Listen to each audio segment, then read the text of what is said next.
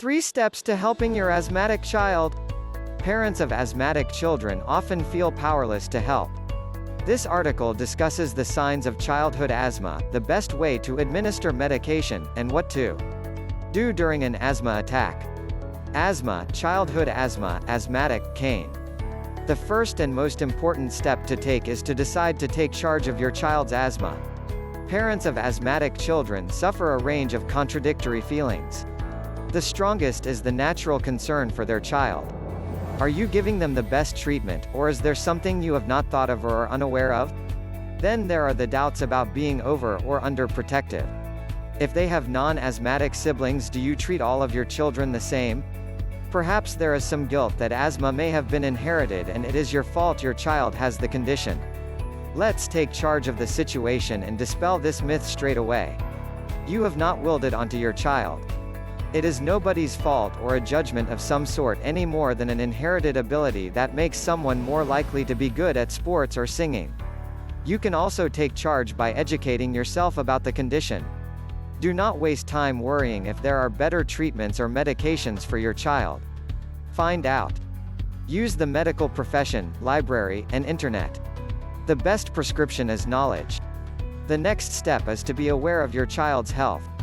One problem with having an ill child is their inability to clearly explain how they feel. An asthmatic child may not come to you in the middle of the night and mention difficulty breathing, or persistent coughing. Instead, they may leave their condition to worsen until their lungs have expanded enough to start pressing on their stomach. At this point, they may mention they feel sick. Some children just take a rest when their breathing becomes difficult and never mention they feel out of breath. If you suspect your child may have asthma, you probably know the classic signs to look for: coughing, wheezing, shortness of breath, changes in the color of skin, nails, or lips, and tightness of the chest. But also be aware there are other signs that suggest there may be a problem: nausea, lethargy, and low appetite. Also, notice if your child has to hunch forward as they exhale if they are feeling short of breath. If possible, take a look at your child's breathing as they sleep. This will enable you to see how they breathe when they are relaxed. Then you will be able to tell when their breathing becomes labored. Next, ensure your child takes any inhaled medication properly. Many asthma medications are delivered by inhalers, and it is often difficult for a child to understand and perform the necessary sequence of breaths to take these medicines.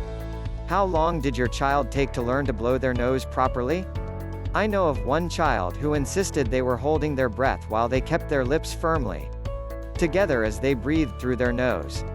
Many children feel they cannot hold their breath for the required interval and end up dramatically gasping for air. If your asthmatic child has to take medicines through a metered dose inhaler, it is often best to use it with a spacer or aero chamber. You need to be prepared for an asthma attack. Know what to do. If your child suffers an asthma attack, keep calm and resist the urge to cuddle your child. Though this is perfectly natural, it will constrict their chest and make it harder for them to breathe. If you are driving your child to or a physician while they are having an asthma attack, you must still buckle them into their child seat. Do not hold your child. Imagine what would happen if there was an accident.